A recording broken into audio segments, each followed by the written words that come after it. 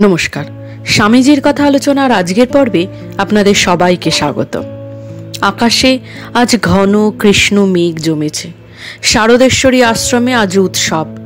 ব্যারাকপুরে গঙ্গাকুলে শ্রীরামকৃষ্ণের একমাত্র সন্ন্যাসিনী শিষ্যা গৌরীমাতার আশ্রম। প্রচুর মানুষের সমাগম। গৌরীমা ভাবে বিভোর হয়ে ঠাকুরের আরতি করছেন। হঠাৎই তার হাতের পঞ্চপ্রদীপ কাঁপতে লাগলো। মায়ের হাত থেকে পঞ্চপ্রদীপ মাটিতে পড়ে সবকটি শিখা দপদপ করে নিমেষের মধ্যে নিভেও গেল। গৌরীমা আর্তনাদ করে উঠলেন, মঠে কি সর্বনাশ হলো রে, নরেন বুঝি ফাঁকি দিলে? উপস্থিত সকলের মন আশঙ্কায় কেঁপে উঠল। বিকেলে যারা স্বচক্ষে মাঠে স্বামীজিকে দর্শন করে ব্যারাকপুর আশ্রমে এসেছেন, তারা গৌরীমায়ের আশঙ্কা বিশ্বাস করতে না পারলেও আড়ষ্ট হয়ে রইলেন। তারা যে মাঠে স্বামীজিকে হাঁটতেও পর্যন্ত দেখে এলেন, এর মধ্যে এসব কি সত্যি সম্ভব? মায়ের ব্যাকুলতায় উদ্বিগ্ন হয়ে ভক্ত মুচিরাম বলল, মা গো, অমন কথা বলো না, আমি এক্ষুনি মঠ থেকে খবর নিয়ে আসছি। কিছু সময় বাদে বেলুর থেকে সংবাদ এসে পৌঁছালো, স্বামীজির মহাপ্রয়াণ হয়েছে। গৌরীমা দুর্গামাকে সঙ্গে নিয়ে মুচিরামের নৌকোতে বেলুর মঠে রওনা দিলেন। বেশ কয়েক মাস আগে একদিন গৌরীমা মঠে গিয়েছিলেন। স্বামীজির সাথে দেখা হতে তিনি মাকে বললেন, আমার কাজ শেষ হয়ে এলো, এবার মেয়েদের কাজ রইল, আর তুমি রইলে। গৌরীমা বাধা দিয়ে বললেন, ষাট ষাট, ওসব অলক্ষণে কথা বলতে নেই। কিছুক্ষণ গম্ভীর থেকে স্বামীজি মাথা নেড়ে বলেছিলেন, ঠাকুরের কথা কি নড়চড় হওয়ার জো আছে গৌরীমা? কিছুক্ষণ চুপ থেকে আবার হাসতে হাসতে বললেন, তোমরা মায়েরা চাও আমাকে কোলের বাছা করে চিরকাল ধরে রাখতে, তাও কি হয়? স্বামীজি নিজেও নানা উপলক্ষে এইভাবে একাধিকবার তার আসন্ন বিদায়ের কথা বলেছেন। 1901 খ্রিস্টাব্দে বেশ কয়েকটি জনসভায় ভাষণ দিয়ে স্বামীজি হঠাৎ একদিন ঢাকায় তার কয়েকজন শিষ্যের কাছে উপস্থিত হয়ে বলেছিলেন, আমি খুব বড় জোর 1 বছর বাঁচব। তার শরীর যাওয়ার ঠিক আগের বুধবার আর একজনকে তিনি বলেছিলেন, আমি মৃত্যুর জন্য নিজেকে প্রস্তুত করছি।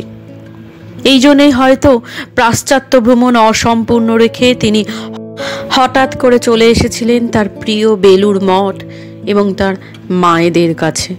এই প্রসঙ্গে এরকম আরও বেশ কয়েকটি ঘটনার উল্লেখ করা যেতে পারে। প্রকৃতপক্ষে স্বামীজির শেষের দিনগুলির বেশ কিছু ঘটনাই তার আসন্ন মহাপ্রয়াণের দ্যোতক। তবে একথাও ঠিক, ঘটনাগুলি যখন সবার চোখের সামনে একটির পর একটি ঘটে যাচ্ছিল, তখন কিন্তু সেগুলির তাৎপর্য বোঝা যায়নি। তবে আফসোস কোথায় জানেন?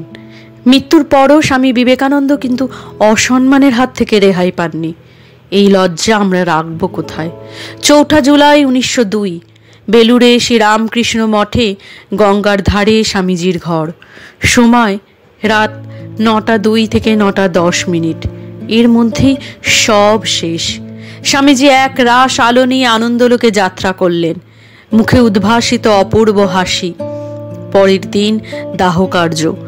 স্বামীজি 1 জুলাই তার মহাপ্রয়াণের 3 দিন আগে মঠের মাঠে বেড়ানোর সময় গঙ্গার ধারে একটি জায়গা আঙুল দিয়ে দেখিয়ে স্বামী প্রেমানন্দকে বলেছিলেন, আমার দেহ গেলে ওইখানে সৎকার করবি। এবার আসে আসল ঘটনায়, যা গভীর লজ্জার ও দুঃখের। স্বামীজি এর আগে চিকাগো ধর্ম মহাসভা জয় করে ফেলেছেন। ভারত তথা বিশ্ব জুড়ে তার নাম ছড়িয়ে পড়েছে।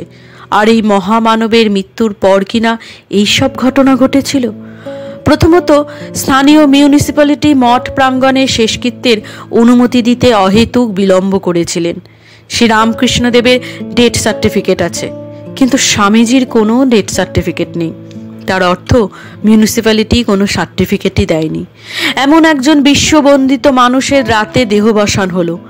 সবাই সে খবর জানল, কিন্তু পরের দিন কলকাতার কোনো সংবাদপত্রে এই খবর ছাপা হলো না। কেন? ঐতিহাসিকরা আশ্চর্য হয়ে গেছেন এই বিষয়ে। আরও গভীর লজ্জার বিষয় হলো, তিরোধানের পর স্বামীজির স্মরণ সভায় 2 জন হাইকোর্টের জজকে সভাপতিত্বের অনুরোধ করা হয়েছিল। দুজনেই নিন্দাসূচক মন্তব্য করে সেই প্রস্তাব প্রত্যাখ্যান করেছিলেন। একজন তো বলেই দিয়েছিলেন, হিন্দু রাজা দেশ শাসন করলে বিবেকানন্দকে নাকি ফাঁসি দেওয়া হতো। ভূপেন্দ্রনাথ দত্ত তার স্মৃতিকথায় অত্যন্ত দুঃখের সঙ্গে এই কথা লিখে গেছেন। স্বামীজির সমাধিস্থলে একটি ছোট মন্দির করার জন্য অতি সামান্য অর্থ সংগ্রহ করা সহজ হয়নি। এই সমাধি মন্দির গড়তে মঠ কর্তৃপক্ষের সময় লেগেছিল দীর্ঘ 22 বছর। ভাবা যায়, যিনি সর্বস্ব দিয়ে গেলেন দেশের জন্য, তার সমাধি মন্দির গড়তে লাগলো 22টা বছর। মৃত্যুর পরেও স্বামীজির কপালে জুটেছিল এত অপমান। আরও আছে, বিবেকানন্দের মৃত্যুর কোনো ফটো নেই। সেই সময় বালি বেলুর মিউনিসিপ্যালিটি বেলুর মঠের ওপর প্রমোদ কর ধার্য করেছিল। বলা হয়েছিল ওটা হচ্ছে ছেলে ছোকরাদের আড্ডার ঠেক, আর সাধারণ মানুষ বিবেকানন্দকে ব্যঙ্গ করে মঠকে বলতো বিচিত্র আনন্দ বা বিবিকা আনন্দ। সাধে কি তিনি শেষ সময় বলে গিয়েছিলেন?